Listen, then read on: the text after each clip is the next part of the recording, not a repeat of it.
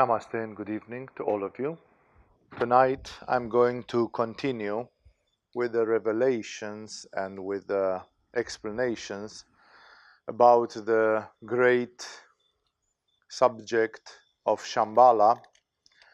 I've decided this season to take it easy, to go slowly, to go into the details of it so that things can be presented in a satisfactory way. And we already, for those of you who are new tonight in the Satsang, we already had 2 evenings, 2 Satsangs, where we started talking about Shambhala. In case you want to go into those details which were said there, of course, I hope these lectures will be sooner or later put on the internet and you'll be able to listen to what has been said. Briefly, we found out that Shambhala is the logical conclusion of spirituality and the hypothesis of eternal life. If Buddha is now somewhere, if Swami Shivananda is now somewhere, if Saint Teresa of Avila is now somewhere, then that place where they all are is what is called Shambhala. So Shambhala is a sort of a special division, special part of the invisible world where all the Buddhas and the Bodhisattvas of the past are. All of them, okay, 90% of them, maybe 10% of them opted not to go to Shambhala for some reasons which we can't fathom. But generally speaking, yes, that is the idea. So Shambhala is a world, a place, a plane, a buffer, an institution. It has been called the oasis of light, not physical, but has some communication to the physical world. And in Shambhala, there are the enlightened beings of history who interact proactively with the planet Earth. And these are the teachers, the masters, the guides of the planet Earth. And of course, if you want to put it like this, as the number of enlightened beings of the planet Earth increases, then the number of people of Shambhala also increases, although that increase is not so steep. It's very, very inspiring because if we talk about spiritual influences, we talk about things which are not human. We talk about things which are superhuman, which are transcending the human condition. But when we talk about Shambhala, we talk about our fellow men, like people who now are in Shambhala. 100 years ago or 1,000 years ago or 10,000 years ago, they were human beings living on the planet Earth. And thus, the connection with Shambhala is very powerful, it's very meaningful. If any one of you is of a Hindu orientation and you think that you have a spiritual contact with Kali, the black goddess of India, sure, but Kali is not a person. Kali is not somebody who 1,000 years ago lived in India or in Indonesia or someplace like that. And therefore, it's one thing to think about spiritual influences which are not of human nature, and it's another thing to think that there can be a grand master in Shambhala who looks with friendship or with compassion, with sympathy upon you, and that their spiritual influence can be experienced, it can be felt. That's why if you become friends with Kali, like Ramakrishna, that almost sounds like madness for the regular person. And it's like, how is that? What is that? But if you become friends with the masters from Shambhala, that's very easily conceivable. Thus, Shambhala is a concept which brings the spirituality much closer. It's a little bit like some people say, Buddhism is not even a religion. Because what do they worship? Where is God in Buddhism? because Buddhism is ultimately just following in the footsteps of the Buddha. Buddhism is not about God. Buddhism is about a man who made it to nirvana. And if Buddha could do it, then you can also do it. You just have to do what Buddha did. You just have to follow in his footsteps, seriously, with commitment. And then if he did it, why can't you do it? Why couldn't you be able to do it?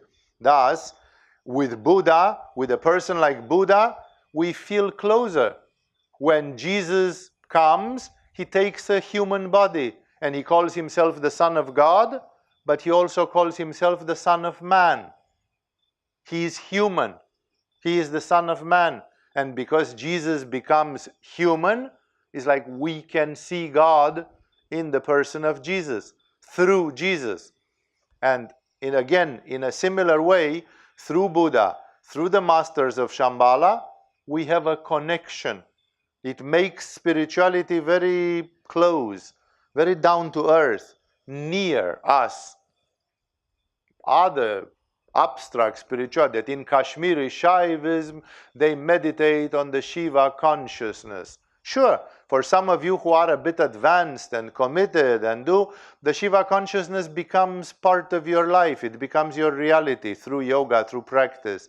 But Shambhala is a concept which is much more friendly. So of course it's up to you to make up your mind.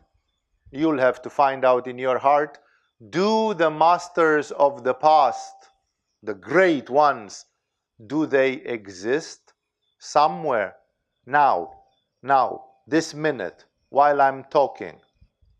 And if they exist somewhere, can they listen to you? Can they hear you? Because, for example, when you go in the Catholic Church, they presume that the saints, the Catholic saints, the Christian saints, they are awake and they are present and they hear you and they can even intercede for you. So they pray and they say, Saint Francis of Assisi, please pray for us. Saint Teresa of Avila, please pray for us, which means they are within hearing. They are within range. And they listen to what you say. And they are not sleeping in a coma. They are awake and active. Well, this doesn't extend only to the Christian saints. It extends to all the saints, to all the real saints of all the real spiritualities and religions. That's what Shambhala is. What you have to decide in your soul is if for you Shambhala exists or not. Like, I can accept the idea that the grand Buddhas of the past are somewhere and that they can listen to me right now. Of course, they will not interfere too much because of the law of non-intervention, but in case I am insisting, then why not? Thus, we spoke about what is Shambhala, if there is a location of Shambhala, who is in Shambhala, what do we know about Shambhala generically speaking, the structure of Shambhala as described by René Guénon and other great initiates. And we had reached to this subject, we had stopped last time in the middle of this subject, which is very difficult to understand due to the modern confusion and propaganda, that there exist two forms of spiritual initiation. And here I mean both for reaching Shambhala, both for connecting with Shambhala, and also in general. And that's important for you to understand, to diversify a little bit. As you come in a yoga school, you'd generally be inclined to say, okay, the path of the yogis. I live like the yogis. But there is another path, and that is seen exactly in the structure of Shambhala.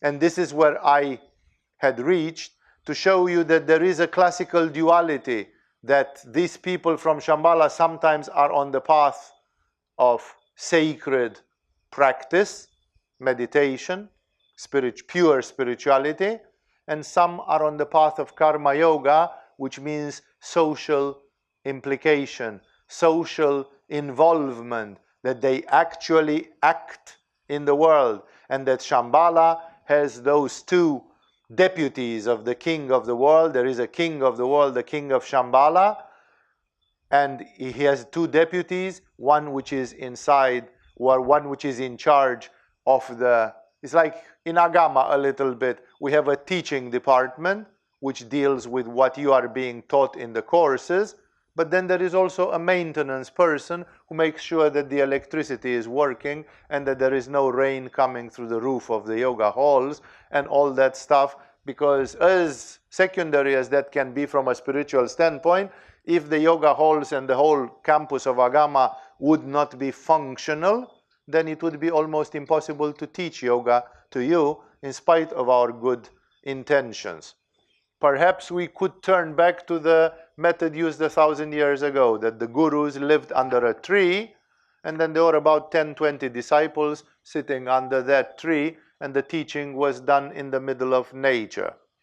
As the things are today, we want to protect you from mosquitoes, we want to give you electricity and electric light and others, and that has become 21st century teaching of yoga, which is not happening under a tree. It's a little bit more complex than that. So this makes it's very important to remember that this is a duality which exists in spirituality, and in every society it existed under the form of the upper two classes of the society. In India, these were called Brahmins, and the Brahmins were the priests, the spiritual people, and the second caste, there were 4 castes, but the number 1 and 2 were the Brahmins and the Kshatriyas, and the Kshatriyas were the ones who would make the kings, the rulers. Kshatriyas would be equivalent to the aristocrats, to the aristocracy, and these two were in charge, and they had a sacred duty. The same thing was in the West, same thing was in Japan, same thing was in India. Of course, because of a lot of propaganda and misunderstandings and the impurities of Kali Yuga, of the time where we live, there is a lot of confusion and there is a lot of darkness about this. But I'm talking now first of all about the archetype, the principle, the original principle. That's why the initiates, they are the ones who meditate, inspire, burn karma, build bridges. As I said last time, I used this parable of the bridge builder, and the knights, which protect Shambhala, and when necessary they protect various spiritual manifestations, and sometimes act. Like if this planet is a school and Shambhala is the staff in charge of the school, then in the school there are the teachers, but there is also the administration of the school. There is even 1 or 2 security persons just for extreme situations are there as well. And thus, Shambhala on one hand has the teachers, which seem to be the core of it, but it cannot function without the other side of Shambhala. So there is the spiritual power and the temporal power. And the temporal power has to be there. If the administration of a school doesn't have temporal power over the school, then it cannot administer the school. It any time can lose control over the school. So as holy as Shambhala, oh, that Buddha is there, and Francis of Assisi, and Sarada Devi, and it sounds very hippie. You know, like it's a lot of spiritual people in some sort of rainbow gathering. But there is security as well, guarding those rainbow people. And if they have to give an indication, then there is a sort of a police of Shambhala. There is a certain structure there. And as I said last time, when you'll have the possibility to look at the yantra, perhaps for the next lecture, which is probably the last one, we'll have to bring the yantra so you see it, and we might even make a demonstration of working with it. The yantra means the geometrical symbol which has been given as the visual symbol of Shambhala. There is one in the Ganesha hall, so you can see it in the daytime in one of the next days.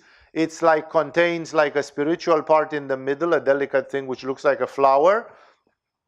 And then it is surrounded by a very thick black circle, which is exactly like the wall of the fortress, like a tower. Exactly as you would see a tower from above. You know, the walls of the tower is the outside of that yantra. So the priests pray, but the king, the knights, defend. This is the relationship between the Brahmin and the Kshatriya from the traditional society. It has been forgotten. It has been destroyed. Allegedly, I'm going to come back to that, allegedly because it had become toxic. Like one of the mottos of the French Revolution, when this thing started happening first, was, I forgot who was, Robespierre or one of those people who thought they were clever and then they got killed themselves in the process. One of those so-called French revolutionaries, he used to say, let us hang the last of the kings with the bowels, with the intestines of the last of the priests. Like the French Revolution was a typical destruction of priests and aristocracy. Of course, the excuse was that they had become parasites, that they were not the correct type of priests and the correct type of aristocrats. They were parasitical priests and aristocrats, and they were exploiting the masses. But from a traditional standpoint, that is a horror, because the priests and the aristocrats, they are the ones who are supposed to guide the masses. The masses usually have IQs below 100, and they are at the level of imbecility. I can give you so many examples of inferiority at that level. That's why in the moment when 1,000 people tell to Albert Einstein how to live his life, that's called democracy, because 1,000 people have 1,000 votes. In another form of society, you would have Albert Einstein telling to those 1,000 people how it is good to live their lives. Because Albert Einstein is wiser and smarter than all those 1,000. All those 1,000 people thinking and thinking and thinking for 1 week, they cannot produce one idea which Albert Einstein can produce in 5 minutes. That's the problem, that we have a reversed pyramid. The original pyramid was God is on top, Jesus is on top, Buddha is on top, and they tell to the world, for example, the 10 commandments. You know, you don't bargain with Moses. Moses didn't come, here are 10 commandments which I got from God, and let's vote on them. You don't vote on the 10 commandments. It's take it or leave it. That's all there is to it. So that's why Shambhala is not like this. Shambhala has a reverence towards the divine principle. And that's why in Shambhala, the principles are very different from many aspects of the modern world. And in India, they consider that the Brahmins and the Kshatriyas, if they were true, again, every skeptical person will say, but what if those people go wrong? Yeah, if they go wrong, then they go wrong. Many things have been going wrong in the history of humanity. For example, the Vedic religion was once upon a time something brilliant. And then Buddha came and said, now it's rotten. 25 centuries ago, Buddha said, this Vedic religion has become a hypocrisy. Everybody is lying, everybody is cheating, everybody is fake. That's not the way to go to spirituality. So the Vedic religion had become corrupted. Today you can see Christianity has become corrupted. Judaism has become corrupted. Islam has become corrupted. And many, many, many things in many, Hinduism, Buddhism, you name it, they are very much corrupted. Very seldom do you find something which works. We have so many stories with horrible people that call themselves gurus in the 20th century, controversial gurus, let's use a civilized word, controversial, that even the guru institution from yoga is like, okay, I don't want to have a guru and so on. It's a stupid understanding. Well, Swami Vivekananda of India was dying to have a guru. Paramahamsa Yogananda wanted to have a guru. Many, everybody, because the guru institution, when it is the correct one, when it is the original, authentic one, it's a blessing. It saves your soul. But of course, if it is adulterated, if it is corrupted, then there is a problem. So take it with a pinch of salt, because originally this effect of the society, that some people in the society, they choose to become spiritual. Like Francis of Assisi, like Rumi, like Ramakrishna, like I don't want to do this, I don't want to be police, I don't want to be an aristocrat, I just want to sit and meditate and go in my crown chakra and be like a light for the whole society. Those are the people that have an inclination to be Brahmins. In the time of Buddha, to be a Brahmin was a hereditary thing. Like you had to be the son of a Brahmin to be a Brahmin. But Buddha said no, it comes by merit. You are a Brahmin if you make yourself a Brahmin. Be spiritual, be detached, be simple. Focus on the spiritual values. Be sattvic in your lifestyle, and you are a Brahmin. You are a teacher. You are the person who constantly tries to see, to find out, to learn. And when people need to know anything from meditation to astrology and from rituals to you name it, whom do they ask? They ask Ramakrishna, who has been sitting and meditating for 30 years and knows is what needs to be, what he needs to be. So there are people who want to do that, and they become the sacred part of the society, because there are many people who don't want to be that. They say, me to spend my life in meditation? Are you kidding me? It's like, why would I do that? Then there are people who don't want to do that, but they want to do the next best, like Mahatma Gandhi. Mahatma Gandhi did very limited amounts of yoga. He did some detox. Mahatma Gandhi was good on fasting, detox, juice cures and stuff like this. But and sometimes, as far as I understood, he even did a Shankha Prakshalana or something like this. But Mahatma Gandhi doing meditation, Kriya Yoga, Laya Yoga, not much. Mahatma Gandhi's yoga was to write articles, to go through India, to talk to people, to organize the March for Salt. And Mahatma Gandhi was a very typical example of karma yogi. His yoga was social activism, but social activism which was strictly based on some principles. Like he based it on divine principles, on non-violence, and he respected it fiercely. Like he took the vow to tell the truth. And one day in the party, imagine what a party is in India, at the scope of India, they were missing 4 rupees from the box. And he stood up in the gathering and he accused his own wife. He said, there is 4 rupees missing.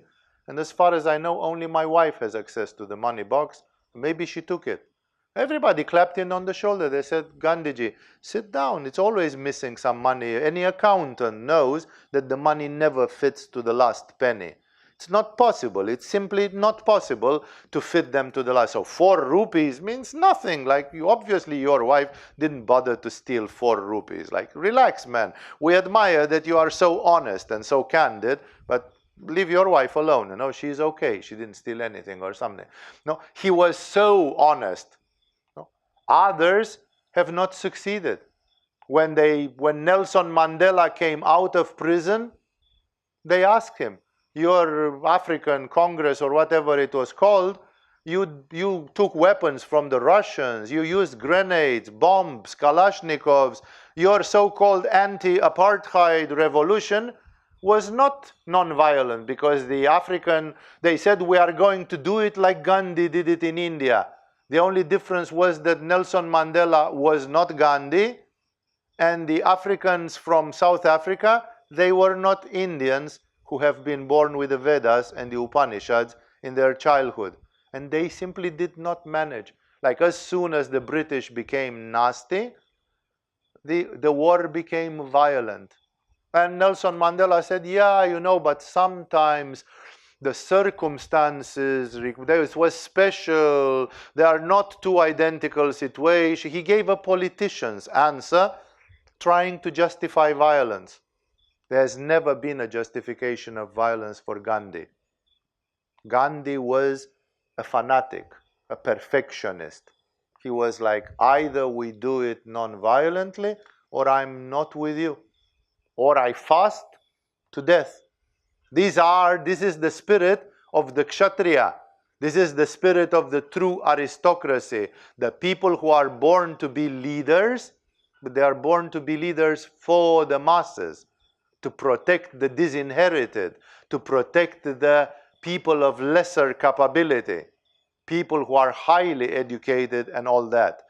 So it's described in India like the lame and the blind. You know the story with the lame and the blind. There was a lame man and a blind man. The lame could not walk, the blind could not see. So what did they do? The blind man took the lame on his shoulders. And then the blind man did the walking, and the lame man who was standing on his shoulders told him about go left, go right, now be careful there is. So it's a symbiosis, it's a collaboration. The Brahmins can see because they are the spiritual people, and they understand if you do this, there will be negative karma. If you do this, you will break some fundamental cosmic principle, and the will of God is not observed. So the Brahmins know, but they don't have the power. It's the king and the aristocrats who have the sword in their hand, and they yield the power. Together, the power yielded in a spiritual way makes perfection. This is the perfect type of society which has been seen in all the cultures that like being an ideal thing. Then people say, what if the Brahmins are no longer Brahmins and they become just corrupt perverts who pretend they are spiritual, but actually they are as greedy as everybody else, and then we have a major problem. That's what's happening today a lot, because there are a lot of religious authorities, priests and bishops and muftis and whatever, and the question is, how detached are they? How selfless are they? How much in anahata or in the higher chakras are they? What is happening if they are actually very selfish, arrogant people, full of vanity, full of pride, and full of simple defects, you know, like full of greed and gluttony and all sloth and all the capital sins from the Christian books and so on. What then? Then you have the warrior caste. But what if they don't listen to the Brahmins and they also become egocentric and they do whatever they want whenever they want? The Brahmins tell them, do this, don't do that. And then they don't listen and they do whatever their ego dictates. So of course, for a society to function idealistically, it is that these two parts of the societies are perfect, that they are in good condition. Of course, in Shambhala, things are at the level of a high level, at the level of a high spirituality. I remember in the 1970s, the controversial Indian guru Bhagwan Sri Rajneesh, later called himself or was called Osho Rajneesh. Osho wrote a brochure. He was a professor of philosophy, and he was halfway between spirituality and philosophy when he was younger, and he wrote a brochure which is called, it's very rare because it's in his early writings, it's called Beware of Socialism or Beware of Marxism. Because in India, in the 60s and 70s, under the Russian influence and the Chinese Maoist influence, there were lots of Marxists, Indian Marxists. And there was a social trend, and they were violent. They had guns. They wanted to make revolution, communist revolution in India. And Rajneesh answered it by writing a pamphlet called Beware of Communism, of Marxism, or something like this. And he said it very clearly. Obviously, such an idealistic society, like the one described in the communistic books, can function if the members of the society have no ego. When you look around, you see that everybody values their own personal interest above everybody else's. So Osho concluded this pamphlet by saying only Buddhas can live in communism. Because for Buddha, it's okay not to be selfish and to be detached and to surrender and so on. But for all the others, it's a utopia. And 10 years later, 20 years later, history has demonstrated that most of the communist societies, they fell apart. And now when we know the real history behind the masks, we know that most of those people in the communist societies, they were selfish. They were rulers who were abusing their communist power, and they were not communist at heart at all. They were still privileged classes and underprivileged people, even in the communist countries. Therefore, then why call it communism? Why not let it be called capitalism, or at least it's visible that there are people who are like Donald Trump, and there are people who sleep under a bridge, you know? At least let it be seen open. Don't pretend you are in an egalitarian society, because it doesn't. But again, the idea was that a perfect society needs perfect people. That's exactly what Jesus was asked when he said, I'm preaching to you the kingdom of heaven. And people said, when is this kingdom of heaven going to come? Is it not just some utopia? And Jesus said, the truth is that for a new kingdom to be, you need new citizens, new people. Like the same people build the same society. You can always wonder, how did people elect George W. Bush to be their president? Twice. When he's a moron. The internet is full of his idiotic acts. And, you know, the guy couldn't spell a word properly, you know. And they chose him like, are the American morons? 51% of the Americans are. How do you choose? How do you elect such a person to be your boss? That's why we are saying that these people have this society. If you want a society like in Shambhala, then you have to be like the people from Shambhala, Buddhas and Bodhisattvas.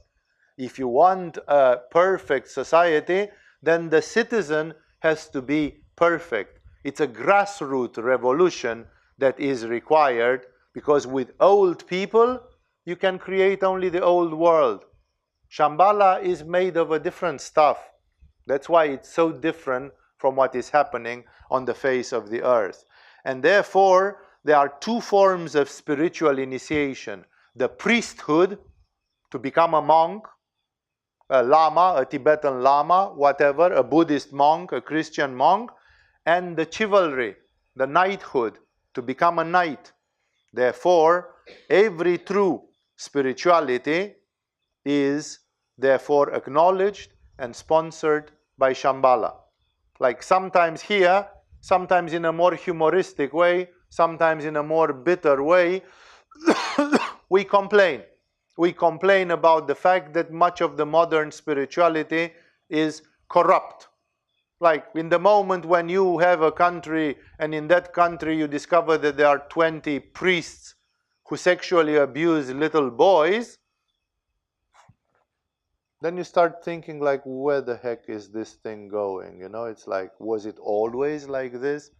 Is it something which is becoming worse and worse because people have less and less faith and they become more and more egocentric, or what the heck is happening? And we complain that, people are becoming fanatic, without belief, with this, with that, and even in yoga.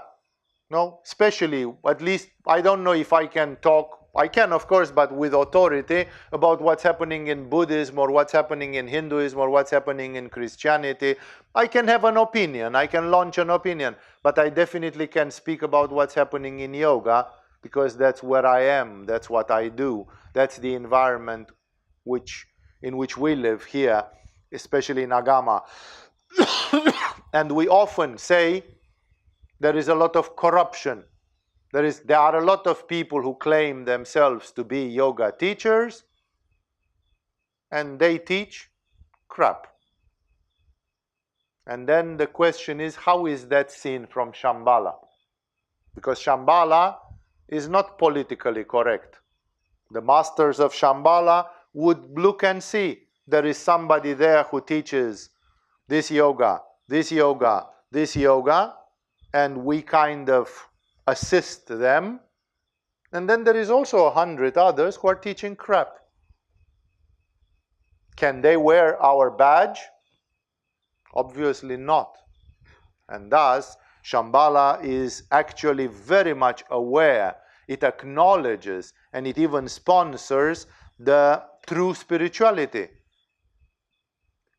When the spirituality is fake, as it happens so much today, like, I always give that example, the Temple of the Sun. There was an international sect with one of its headquarters in Switzerland, of all places, who in 1995, when a comet passed by the Earth, it was called the Hale-Bopp comet, those people committed collective suicide. But before they committed suicide, they cut their testicles off. They cut their balls off, and then they killed themselves, thinking that some aliens are hiding on a ship behind this Hale-Bopp comet, and they will take their souls to paradise. Not with testicles. With testicles, you don't go to paradise. But without testicles, yes, you are eligible. What is this? This is just a sect. This is just a damn cult. This is just a crazy thing, and it doesn't fit in any sane system of belief. It's like Jim Jones in Guyana, people committing collective suicide. What is this, That's not what Jesus said. That's not what the great prophets and seers have taught. And that's why I always insist, there are things which are authentic, and especially in the 21st century, there are also lots of things which are not authentic. They are false. And obviously, Shambhala is not going to sponsor them just because they call themselves also yoga or Christianity or Buddha. There are many, many things. Thus, remember this idea that the spiritual initiation is supported. There is inspiration, there is energy into it. And also, every traditional leadership is also sponsored or governed by Shambhala. Like, are there any leaders today that would die for their people? Like King Arthur, the Knights of the Round Table, they wanted to die for the nation, for the people, to sacralize it. They didn't want to be spoiled rulers. They thought that they had a duty. Therefore, is there traditional leadership? No? Like, how many politicians are of the category of Mahatma Gandhi, who actually died? He fasted almost to death, and then he was shot anyway. Mahatma Gandhi, by modern evaluations, Mahatma Gandhi himself saved more than 1 million lives, he personally alone, because he went to Calcutta in the middle of the Muslim-Hindu riots, and he fasted to death in the middle of the city until they stopped the violence. Nobody could stop the violence. The British Empire was lost. And Mahatma Gandhi, one man, stopped the violence in the whole of India eventually. Therefore, there exists such a leadership.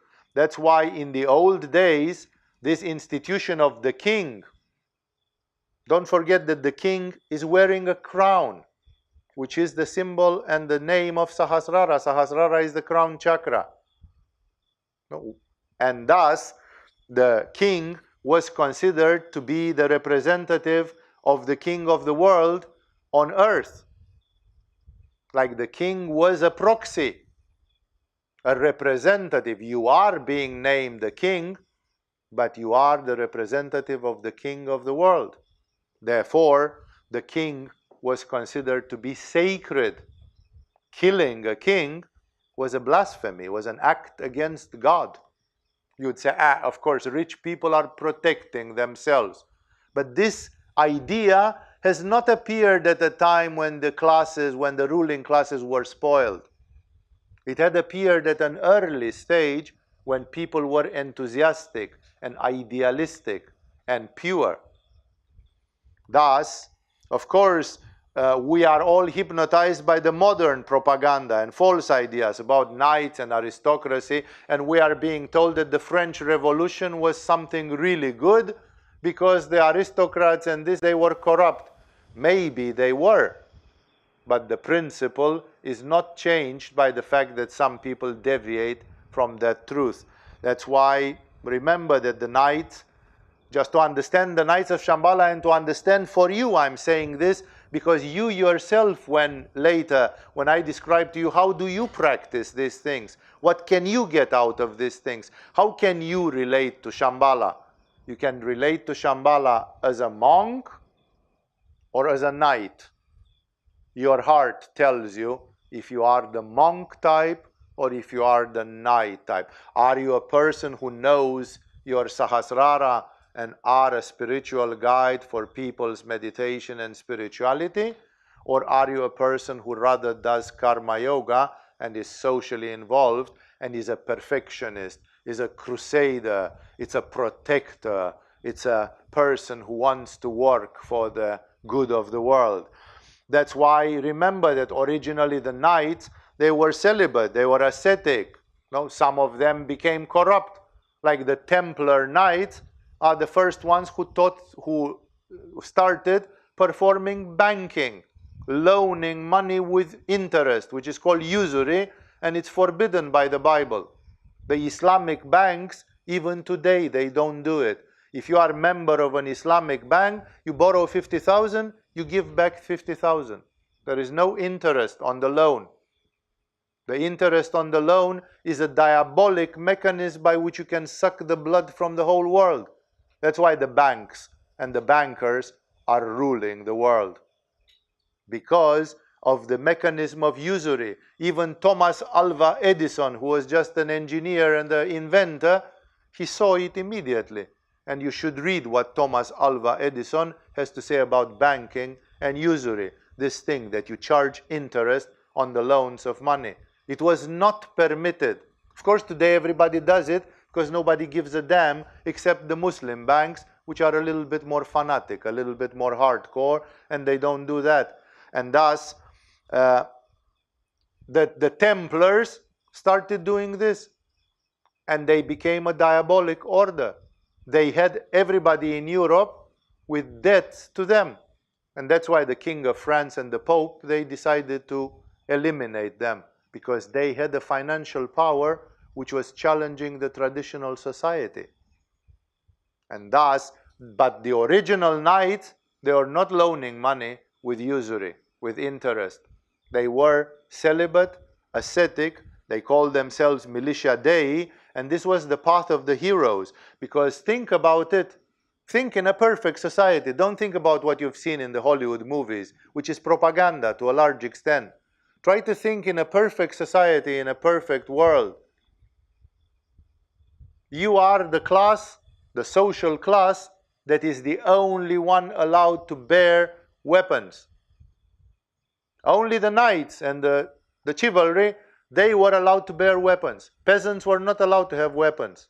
Nobody else was. Only the samurai in Japan had 2 swords. Nobody else was allowed to carry weapons. No, just to make it easy for the police to police, so you don't have opposition. But what if the police becomes corrupt? What if the knights, instead of protecting the women, protecting the children, protecting the elderly, the weak, and the underprivileged, they become a corrupt class by themselves? You see a scene, and then somebody is attacking somebody else. And then you just go and take the sword, and quickly, there's no time, you just kill the attacker. And then you find out that the attacker was right, because the other one was a dangerous murderer and a pedophile and a monster and a serial killer. And then you say, oops. You can't say oops when you carry the sword. Mistakes are not allowed. You can't live with those mistakes. That if in a village you are the one person that has the sword, it's a terrible responsibility. If you are an idiot, of course you don't care. But if you are a person of principle, then it's like, my God. The knights, not to do mistakes, they were spending the whole night lying on the floor like this and praying to Jesus. Guide my hand, inspire me, make me not be selfish. Because it's a responsibility. I am the only one who is allowed to have a weapon and maybe even kill with it in the name of God. And if I do something wrong, I'm fried. It's not a joke. It's like, oh, it's nice to have power. It's nice, but what responsibility comes with it in a real understanding? And thus, this chivalry, you need to understand it, because with spirituality it's clear. We can say people like Ramakrishna, people like Milarepa, people like Rumi, they are sacred.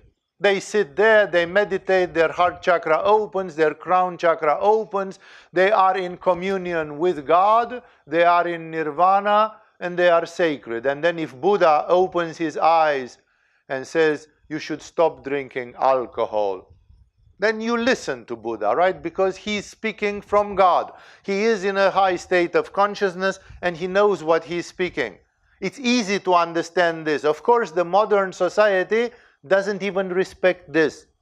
Like even this, yeah, sure, Buddha, what does he know? I have problems, man. I am stressed out. My girlfriend has abandoned me, and that's why I'm getting sloshed and drunk, That's not an excuse. You are selfish, and you just try to find an excuse not to listen to Buddha. Actually, Buddha is right. But because we lost our respect to our spiritual values, then fuck Buddha and his stuff. He is so stuck up. He is such a square-toe, puritanic guy. You can have a little bit of tolerance and all that.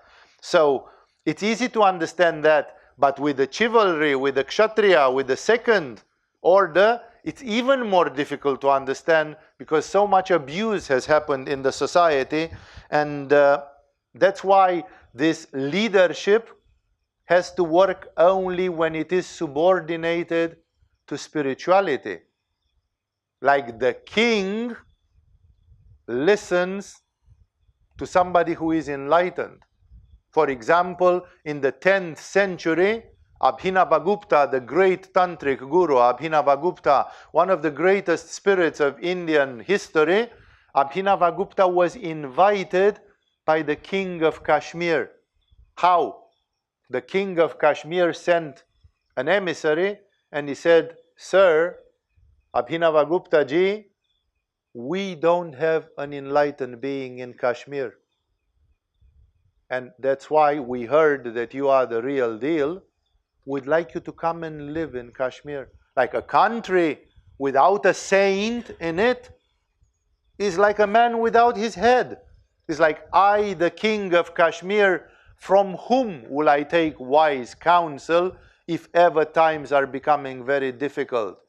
I need to have a Brahmin. I need to have a man with his Sahasrara open so that I can take counsel from him. So he said, I'll build you a house. I'll give you a piece of land. I will give you monthly salary, money, So you don't worry about your financial or material worries. Please just come and live in my country. Bless my country with your presence. You just living in my country are a blessing for that country.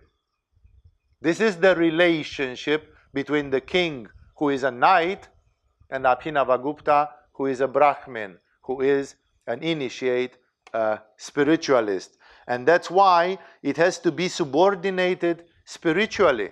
For example, in Japan, when you see now many movies, there are many movies which glorify the free samurai. Even Akira Kurosawa, the great filmmaker, is keeping on making movies about so-called ronin, the Japanese word for masterless samurai. But that takes advantage of the fact that you are not Japanese and you don't know Japanese history very well. The ronin were considered to be the garbage of the society. Samurai means to serve, and Bushido is the path of the samurai. It comes from Buddha. Bushido is the path to Buddha. So you serve Buddha. The samurai were religious people who saying that if I do karma yoga like a samurai perfectly, when I die, I reach enlightenment like Mahatma Gandhi. And therefore, being a warrior, it was for the salvation of your soul. But that it had one condition, that you had to surrender your will to your master, to the daimyo, to the feudal lord. And if the feudal lord will tell you go, you go. And if the feudal lord will change his mind after 5 seconds and say stop, you stop. And if the feudal lord tells you die, you die. Then it's Bushido. But if you don't have a master, then you become Ronin, because then you are guided by your own ego. So a Ronin is a selfish samurai, and the real samurai is a samurai who has given up his ego. This distinction is super important to understand the fact that there can be a chivalry, that there can be a leadership, there can be an action which is subordinated to spirituality. That's why the samurai, they were not mercenaries or fighting egocentric hooligans. No, oh, let's go. Like Kurosawa has this famous movie, The 7 Samurai. Those 7 samurai are 7 hooligans without serving Buddha. It's very interesting that this appears as a rebellion in Japanese culture, like, fuck the old patterns and so on. Let's do something new and original and so on. The chivalry was the quest of the Holy Grail. And although Dan Brown says that the Holy Grail is the womb of Mary Magdalene, in all the history of humanity, Holy Grail is considered to be the symbol of enlightenment. The knights were searching for enlightenment. This was the Holy Grail. And thus, old kings, as I told you last time, they lived like monks and saints.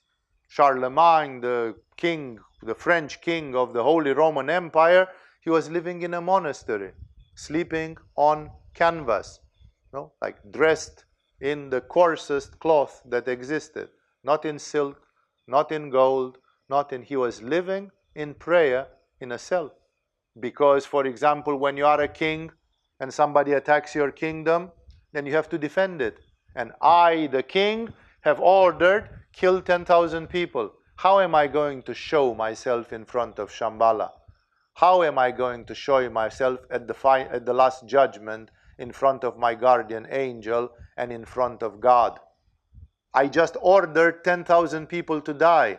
If I was not doing that right, I'm fried. I go straight to hell. In Thailand, they say that this is one of the ultimate tests that a soul can receive, that you are getting to be made king. And then can be seen how are you going to use your authority and your power. If you are a king and everybody listens to you, are you going to lose your common sense? Are you going to start abusing? Is it true that absolute power always corrupts? Would Jesus be corrupted by power? Or would Buddha manage to hold his common sense and his golden middle even if he had all the power in the world? We are talking about the matter of principle, and that's why this is the symbol of the sleeping king, the symbol of the decaying values and loss of the traditional truths, that there is a sleeping king of England who was the original one and pure. Arthur is sleeping in the island of Avalon, and he will once upon a time come back and save the nation. It's not only Arthur.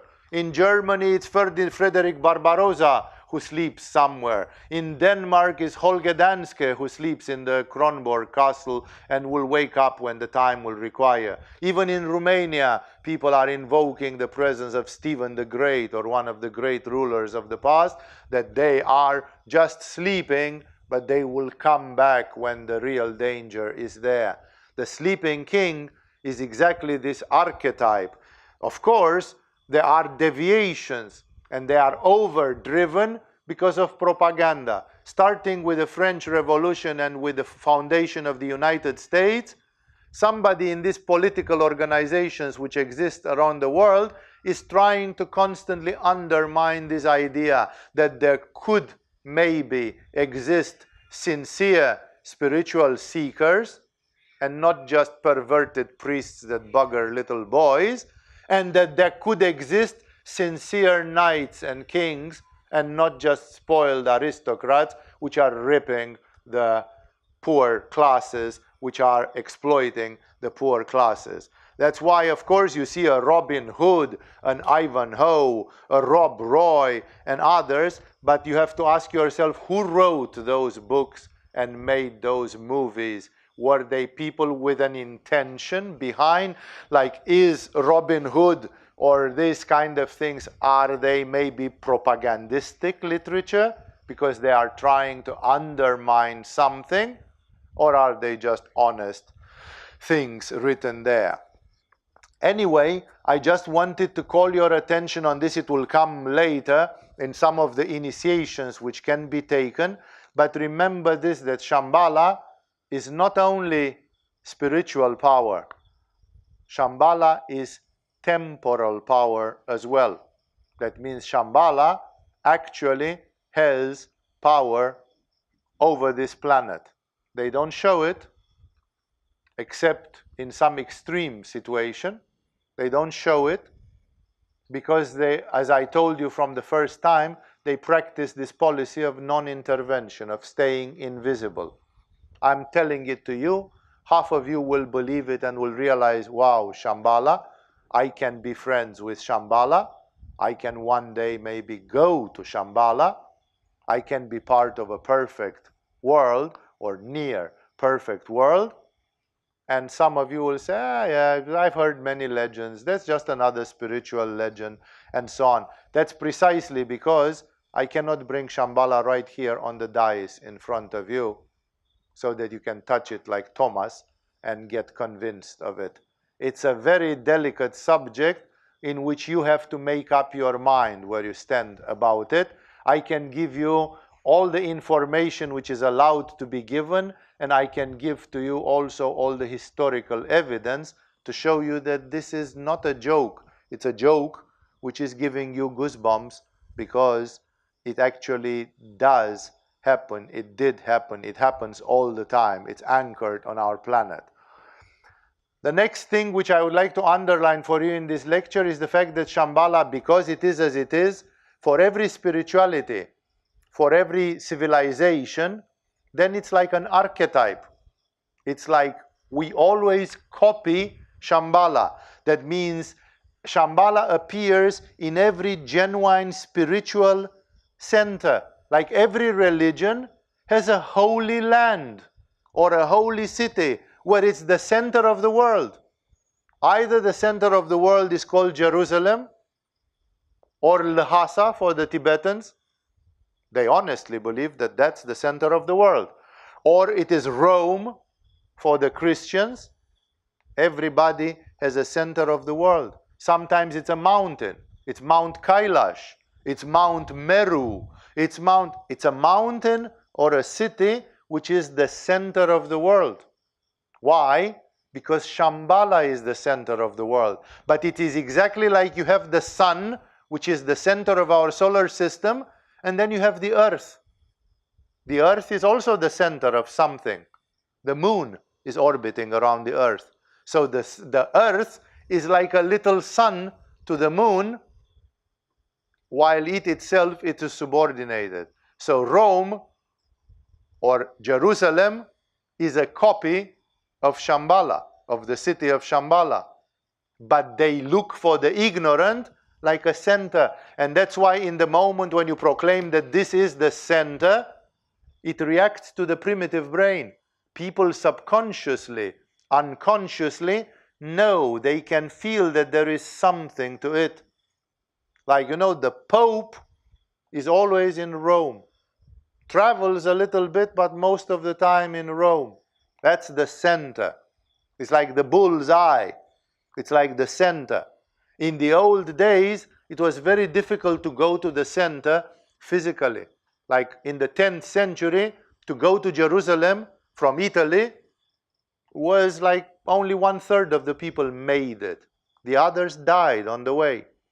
And that's why, because people could not go, what did they do? Is all the Catholic cathedrals, they have a labyrinth in front somewhere, in one of the entrance rooms, or in front on the floor. There is a labyrinth, and you have to walk the labyrinth. It's part of the ritual. Walking the labyrinth is like you go to the center. That's the famous Greek myth of Ariadne and her thread, that the guy had to go to the center of the labyrinth and he could not find the way. What's in the center of the labyrinth? Your soul, that's the center of you, and Shambhala, which is the center of the world, which is the essence of everything. And that's why when you walk in the labyrinth, when you go to the center, it's not only initiates that are there, but also the guardians of the Holy Land, the militia of God, the knights. Like if you go to Vatican, there is not only the Pope, there is the Swiss Guard also that guards the Pope. In Shambhala, it's the same. There's this double thing, and people are very easy to say, yeah, we can understand spiritual power. Great Buddhas, meditators. It's more than that. It's actually the temporal power is also there. Only it's not used because it's no need to use it for the time being. Humanity is just rolling along its parkour, and Shambhala is just holding its horses for the time being. Thus, however, just to see that this is not always so, there is a famous prophecy in Tibet which says that when the end of Kali Yuga is coming, the evil forces, the demonic forces, will be, which may happen in 10 years or in 300 years, the evil forces, but soon, like we are close to the end of Kali Yuga, we just don't know exactly mathematically how close. And the Tibetan prophecies, Tibetan lamas who saw it in the future, as images of the future, they said that in the moment when these demonic forces will become too strong, and the last aspects of spirituality will be threatened with extinction, then the armies of Shambhala will come forth. The king of the world will give the signal, and then suddenly the armies, like legions of angels, the heroes of the celestial armies, they will manifest in ways which are completely incompatible with modern military power. Something which surpasses the military understanding totally. Like there is not even a challenge to overpower, like, oh, but we have atomic weapons. It means nothing compared to what Shambhala can produce.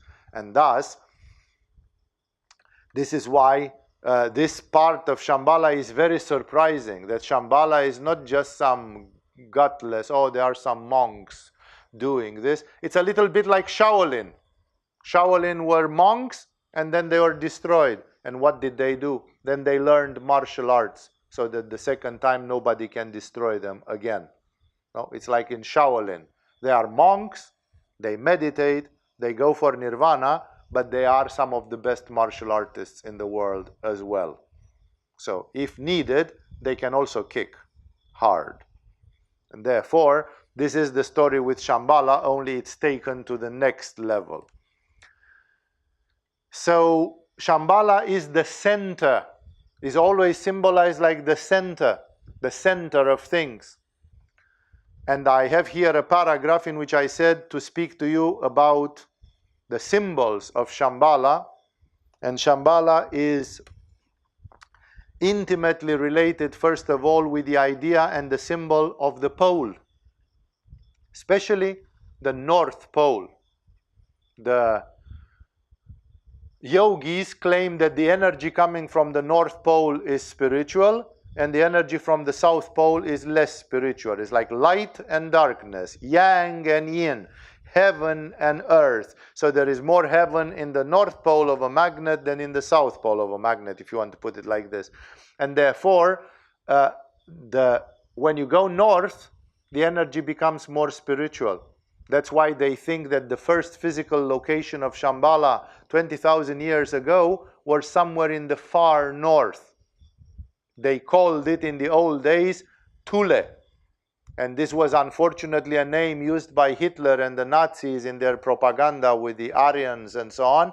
And today Thule is a village or a city in Greenland. There is a city in Greenland called Thule, no? Precisely because it's like the extreme north. You cannot go further north than Thule. Thule was a name for the city of Shambhala in Satya Yuga, in the Golden Age, and the Greeks called it, I spoke about that, but I just need to connect things, so that's why inevitably I repeat it. The Greeks called it Hyperborea. Borea, like in Aurora Borealis, Borea means northern in Greek, and Hyperborea means beyond the north. The North Boreas is the north wind, beyond the north wind. The Greek historians say if you go north, it gets colder and colder and colder, and everything is covered with snow and ice. And then if you go a little bit further north, it becomes green again, and as a special climate. And there live the Hyperboreans, who, according to the Greeks, were 4 meters tall, blonde, living 1,000 years, and all that. It is from this story about Hyperborea that unfortunately some modern political movements like the Nazism of the Third Reich, they took some Scandinavian mythology and they turned it into some political doctrine. And today it's becoming like, you don't really want to mention that. It's kind of politically awkward to mention it. Metaphysically, this is correct, and it is not afflicted because some idiots have misused it politically and militarily. The origins are exactly in this Hyperborea, and it comes from the fact that the north is spiritual. That's why the yogis prefer to do yoga facing north. Even when we build these yoga halls, most of them face north. It is only the Shiva hall which faces east, because we could not find a position, and east is second best. You have to do yoga facing north or east. In Shakti hall, in Ganesha hall, in the Shambhala hall, and in the Enlightenment hall, the teachers always stays to the north part of the hall. And in Shiva hall, because of the geography of the campus, the teacher stands or sits to the east of it. Because you always do yoga according to the energy of the earth, and the spiritual energy of the earth is north. Why is it north? And thus, I'm simply saying that they have something with the North Star and the North Pole. Like Shambhala is like the North Star, like the Pole Star. The whole universe seems to be spinning around the North Pole, around the North Star, the Pole Star.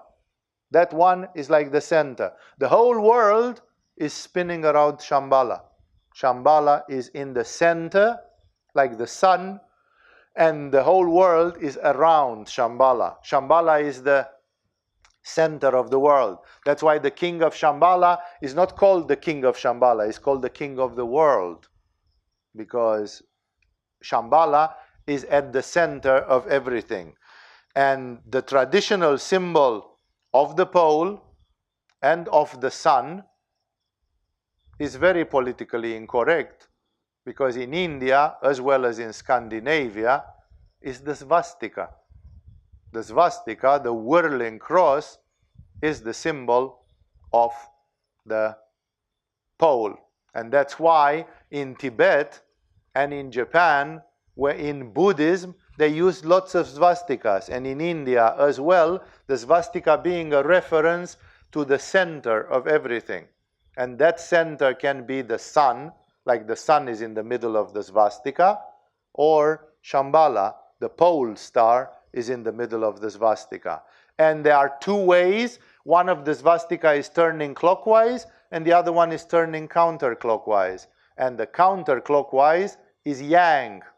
And yang is the heavens. So that's the spiritual one. And that's why the counterclockwise swastika is considered to represent the Dharma and the pole. And thus, it's a classical symbol of Shambhala, and the Tibetans used it a lot. Unfortunately, as you know, in the 20th century, some people used the swastika in political and military ways. It became very hated as a symbol. In India, you can still see swastikas. If you come in my house, I also have 2 swastikas in my house. And I think Michele gave me once a swastika symbol put in stone from India. But it's not because I'm a Nazi.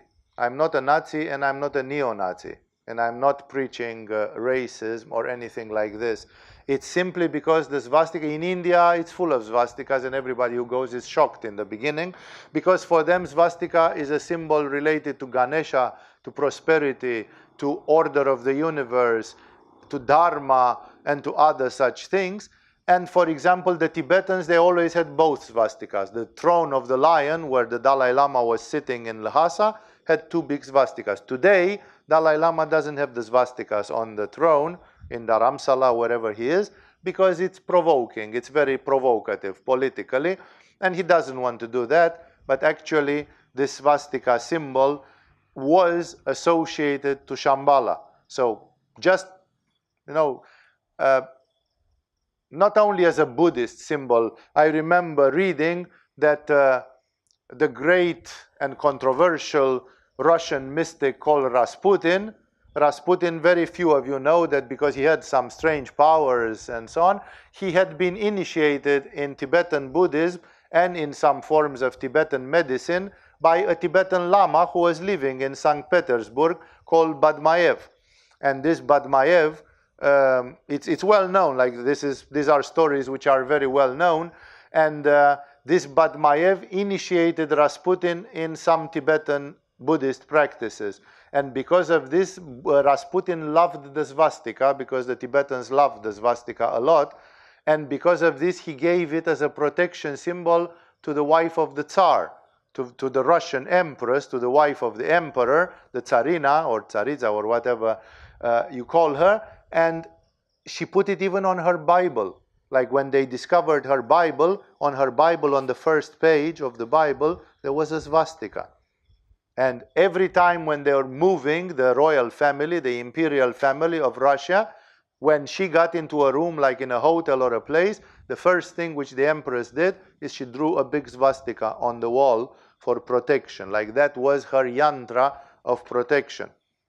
And in 1911 or something like this, the Tibetans were allowed to build in St. Petersburg one of the biggest Buddhist temples in the world. It was built there, and then 10 years later, Russia had become communist, and then that temple was kind of neglected. I visited it in the time of communism in Russia, before 1990, and it was used as a biological deposit. It was used as a storehouse by an institute of biology, so I could only see it from outside. I think it's reopened, if I heard correctly.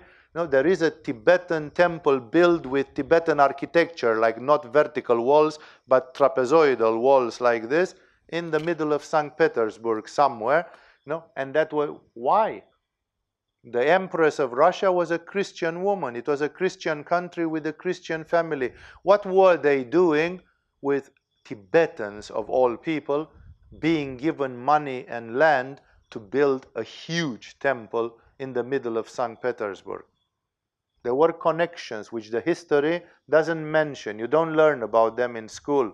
But remember that the Empress was drawing swastikas for protection, because swastika is like the symbol of Shambhala and of the sun and of the dharma, of the law, of the righteousness, of the rule of the universe, and so on. And that's why for Shambhala sometimes even a swastika can be used.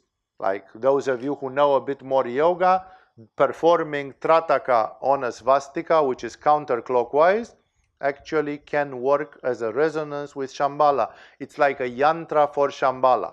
There exists a yantra, a seal of Shambhala, which is the one which I mentioned and which I'm going to make visible. I'm going to ask the organizers to bring it for the next satsang. So there is a seal of Shambhala, a yantra of Shambhala, which I'm going to speak more about the seal of Shambhala. What's the seal of Shambhala? No, this yantra is a seal. But it was involved physically with some things. Like Shambhala even owned, among others, many other things, but among others, books. Lost books. Some of them apparently coming from Atlantis.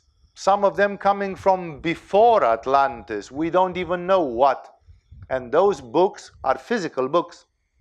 They were on planet Earth in a physical place, and we know that some of them were preserved in secret Tibetan libraries. And even the Tibetan lamas were not allowed to go in and read them. Not to mention that most of them were written in languages which nobody could understand. Languages from 50,000 years ago which nobody could understand. And these libraries existed. There were people who saw them, and they were inside room, like let's say this is a Tibetan monastery, and then there is a room, and everybody knows in this room, on confidence, we have entrusted some books from Shambhala which we are not supposed to see. We just hold them for them because they trust us. And on that door, the door was sealed, and there was applied a seal. That seal is that thing which you see in Ganesha Hall. That thing in Ganesha Hall was applied on the doors, and there are people who saw it with their own eyes. And they claim that one of these libraries was taken over by the Chinese in 1950 when they took over Tibet. That the Tibetans managed to evacuate all of them except the one in the palace of the Dalai Lama, because they postponed with Dalai Lama until the last moment, because they hoped that Tibet can stay independent. And then, when finally Dalai Lama escaped, they did not manage to get rid of that library. And that library went into the hands of the Chinese government. And we don't know what has been done with it. So, there is a seal of Shambhala. There is a yantra of Shambhala. There are visual symbols which can be used in the yogic way. Any one of you who has done the level 3 of Agama Yoga has learned, at least as a matter of principle, Laya Yoga, how to use colors and geometrical shapes to get in resonance with that thing. And therefore, these things are the object of great depth and great mystery. I'm just going to continue a little bit more by talking you first, therefore, this great place called Shambhala, so powerful, but so discreet, so spiritual, such a perfect utopian world made of Buddhas. What society would if you have a city of 100,000 Buddhas, how would be the mayor of that city? How would be the police of that city? No, like what do you expect at that level?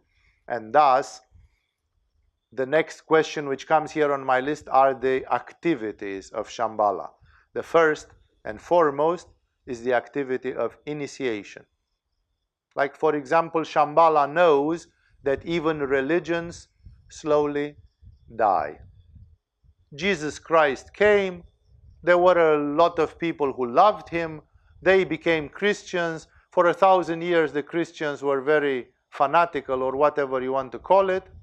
Then they started becoming more egoistic, more materialistic, less faith, less this, until Christianity today, 2,000 years after Christ, is the way you see it. Christianity could be called easily decadent today. It's not as fresh as it was 18 centuries ago.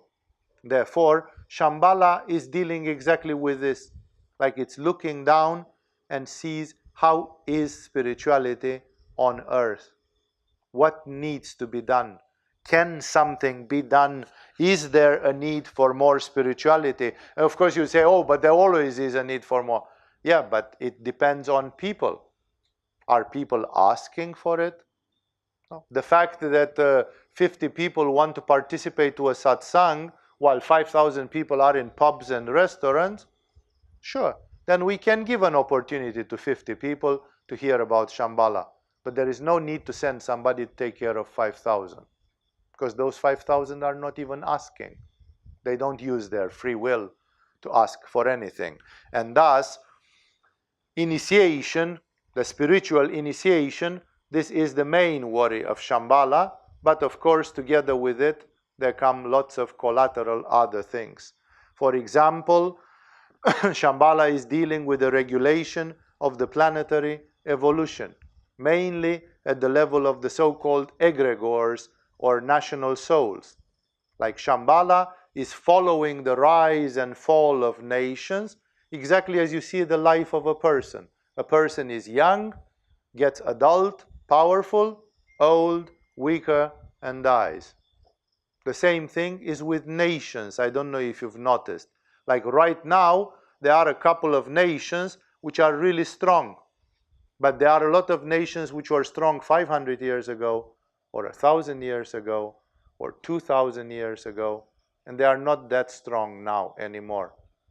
How strong is Italy today compared to the time when it was the Roman Empire? How strong is Greece today compared to the time when it was the time of the classical Greek civilization? And by powerful, it means how powerful culturally as well. I'm Romanian and some of you are French and some of you are German, and I'm talking to you in English. Do you realize what I'm saying? Like both you and I had to learn English, although English is not my native language and it's not your native language. Why? Because we are conquered by the English. This is the time when the Anglo-Saxon culture type is ruling the world. With internet, with everything you need. It's the power. The British Empire, not only that it became so big that the sun was not setting over the British Empire, but it survives in spirit still. I'm not saying it's good or bad.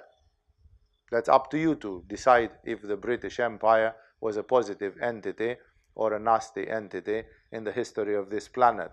But the point is that it has not been there 1,000 years ago. And the bad news is it's not going to be there 1,000 years from now. Nothing lasts forever.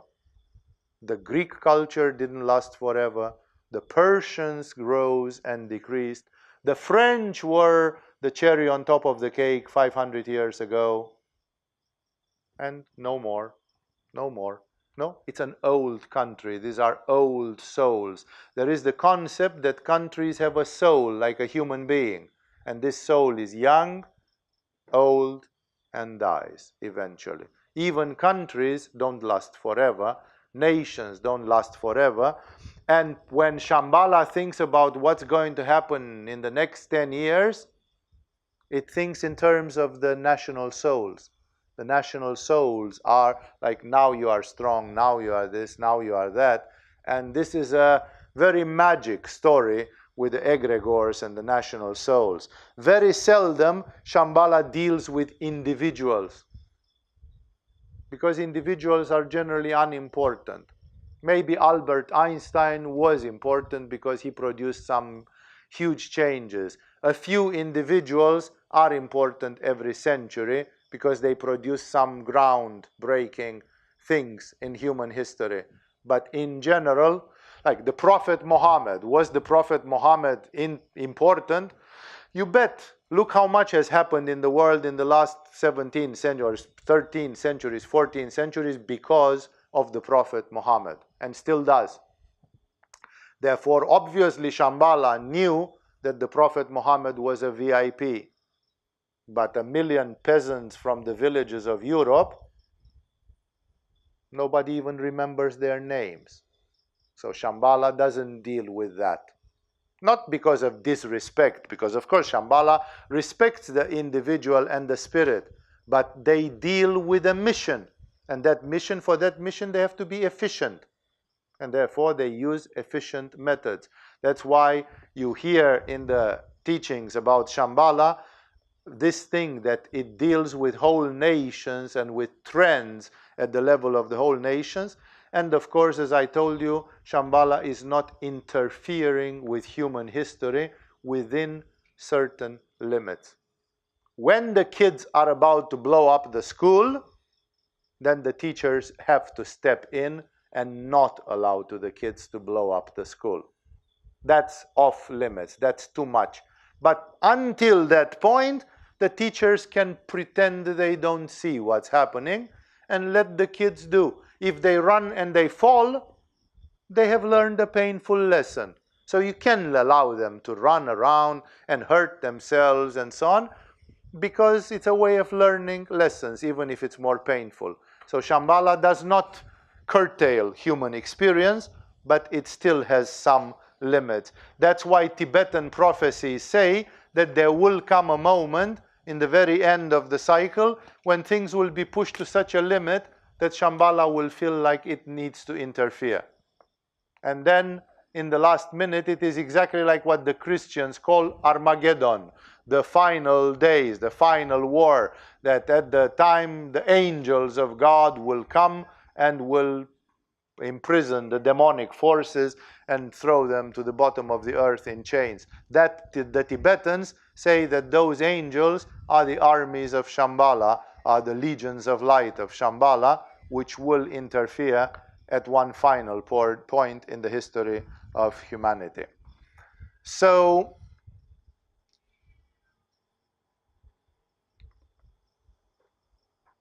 let us resume these two ideas, because then I want to get to the historical things and to the specific features of Shambhala, concluding with practical advice, for like from all these teaching, what can you get practically and what can you learn in Agama and what is available in these things. Like, what can human beings do? Is it just a beautiful story which enchants your heart, or actually one can do something about it? So where is Shambhala then? Shambhala is both a subtle place, because dead masters, the souls of dead masters are there, but it's also physical, because they choose to have a physical crossing point just for interfering easier. I'm repeating again, the three mages who visited Jesus, they came physically and greeted baby Jesus, physically, although they were coming from Shambhala. And thus, there is a possibility to come from Shambhala and to go to Shambhala. That's why great people, they even try to get to Shambhala, but of course it's not allowed. Like Shambhala says, you are on planet Earth, live your life, you are not from Shambhala yet at least, live your life, fulfill your dharma, die, and then your soul might go to Shambhala. Then you'll become one of us. But for example, there are people who claim that physically people are coming and going from Shambhala. As I told you, the Dalai Lamas, and now I anticipate, because this is already when we get concrete. And when you get concrete, it becomes scary, because you realize, oh, this is not just a story. The Dalai Lamas had 2 visitors from Shambhala every year. On a given date, 2 people on horseback, they were coming from Shambhala, from the north of Lhasa. And they talked, and they were, greeted with hospitality. And after a couple of days, they took their horses and they went back to where they came from. But funny, Shambhala, if you imagine a little bit the geography of Asia, if it's north of Tibet, then it's east of Afghanistan. The great Gurdjieff was educated in a monastery, in a Sufi monastery in today's Afghanistan. And then when he finished his education there, and they noticed that he was indeed a very spiritual person and that he had accomplished the spiritual goals, they allowed him to go to meet with the masters of the world. And Shambhala, Gurdjieff described as he went east of Shambhala, east of Afghanistan. He doesn't say anything about what was there. And he says that when he came out of there, he came south and he came to Lhasa. And in Lhasa, they immediately realized somebody coming from nowhere in the north can only come from Shambhala because there's nothing else there. Today, there are some villages belonging to China, in the very sparse, but still, that in those days, nothing lived there, nothing existed there. And thus, there is a physical location, and there is a point of physical projection. And as I told you, this gate is moving according to the yuga and circumstances. Like the rumor which circulates in the initiate circles is this: as long as Shambhala could defend its presence without arousing too much ado, it did. There is a story of a geographical British explorer who tried to go there, I mentioned it, and who simply could not. They could stop a British geographic explorer. But in 1950, when Tibet fell to the Chinese power, and especially in 1960, when the power came completely on the Chinese, administration, then if Shambhala would have kept an outpost, a hamlet, a village, in the middle of today's China, you can imagine that the communist armies fanatically would have tried 2 times per day to go in there and see what the heck it is. Because of course Mao Zedong cannot afford to have in the middle of his country a spot where he cannot go. And that would mean that so many million people would have to die or something, that the secret of Shambhala cannot be held. And that's why, of course, the other thing happened. Shambhala stopped, switched off that point, and took it away. And there remained a few buildings somewhere in Gobi, but they don't mean anything because Shambhala doesn't have its launch pad there. And therefore, the contact of Shambhala with this planet in 1960 or so, it has moved away from Tibet. And the question which everybody is dying to ask is, where is it now? Nobody will tell you openly this. But I can tell you a very strange story which circulates in the conspiracy circles on the internet, that apparently the Germans, with some Tibetan support or something, Shambhala we're talking, they had been building flying saucers, circular flying objects, like airplanes the size, which are round based on another principle. They are called Vril machines and so on. There's a whole story. There's a guy called, what is his name? I forgot. Anyway, there's a guy who wrote a couple of books, but they are substantiated by documents and other things. Like, it's not just a hoax story. It's based on some very, very disturbing evidence. And all these disappeared. The Allies never found a single one of those.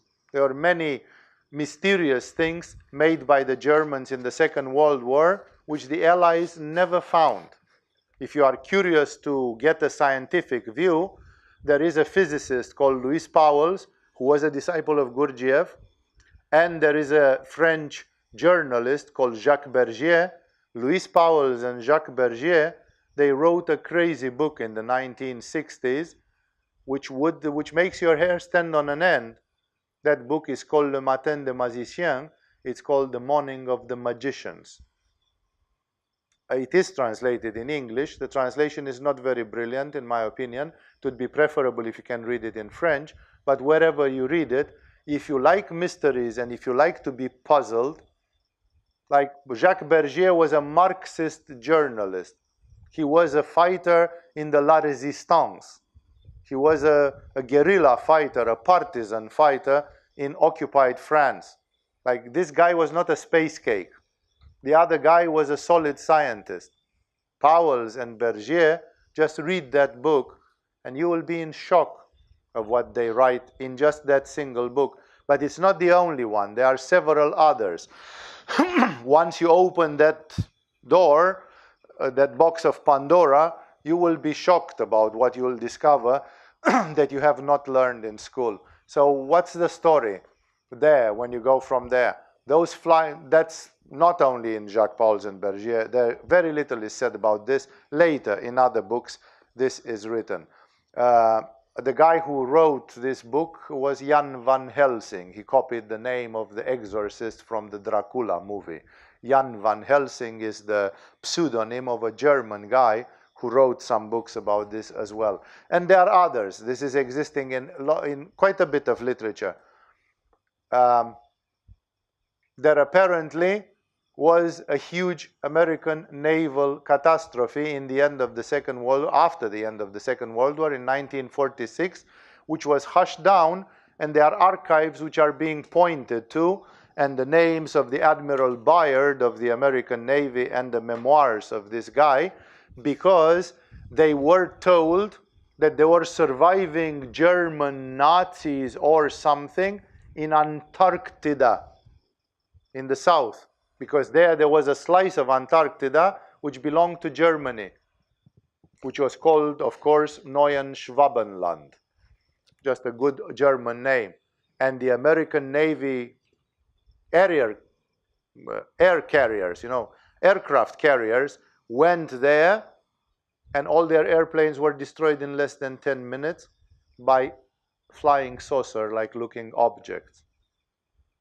So some people said that Shambhala moved from Tibet together with some German thing. Why the Germans? Why were the Tibetans friends with the Germans? And it's like, when this is the hate object of the whole world and so on, in Antarctica, and from there nobody knows where. There are all sorts of legends and rumors. Some we say that was in a mine shaft. This thing was in a mine shaft in Colonia Dignidad from Chile. There appeared recently a movie last year called Colonia, or the Colony, about this place in Chile. And some people say in an extinct volcano in the south of Venezuela, where actually Marconi went, the famous Marconi, the inventor of radio technology, went and physically disappeared. In conspiracy theories, it is mentioned that Marconi is one of the few famous people who, like Diesel and a few others, just disappeared. There is no skeleton of Marconi, as far as we know, anywhere. The story continues. It's a very, very big, but it's a very, very big story. But like some people say that there could exist a very secret crossing point of Shambhala still somewhere, but of course it's never going to come on the first page of the newspapers. Like, if there are 100 people who know about this, they would prefer to die rather than tell you, unless they are told to tell you, unless they are given the permission for that. So there is a whole story about the fact that Shambhala has a physical thing. It doesn't really need it, but for making things easy, it keeps a point of contact. I would like to tell you more about the libraries, the technical marvels, and the other things which are in Shambhala, but that will come next time when we go to the next level of this. So I still have to speak about what is in Shambhala, a few specific features, and then finally to go to the provocative issue of the historical evidence, historical and other sorts of evidence, which shows that actually we are talking about something that everybody knows and nobody talks about, precisely because it's subjected to this law of silence. And in the end of this, in the next satsang, or in the second satsang from now, when I will conclude, I'm going to tell you about the practical methods, like you as a person, if all this sounds like madness to you, then go home, sleep, wake up in the morning, don't remember anything, and just go on living your life as you lived it until now. Don't get disturbed by this. It's just a mad story told by some mad people in spiritual circles. It's not affecting you. But if you are a person who is touched by this and who feels, who wants to go into this direction, then automatically we in yoga, we are practical people. We don't only teach you that you have an ajna chakra. We teach you how to energize your ajna chakra so that you can feel it and that you can use it for practical purposes. In a similar way, we don't just want to talk to you about Shambhala, like let's fill up our evening with some nice story. Shambhala is a real thing and it exists concretely in the lives of the yogis, and there are yogis who worked on this, especially the Tibetan yogis, because they were the closest one in the last 2000 years, but not only them. I'm going to show you how much in the world spirituality has been and is connected to Shambhala. So that's the object of what we are going to talk next. It's been long enough for tonight. Let's stop here. It's a big, difficult subject. With this, we are concluding for tonight. Thank you all for joining, and I'll see you in the coming lectures about Shambhala. With this, we have finished.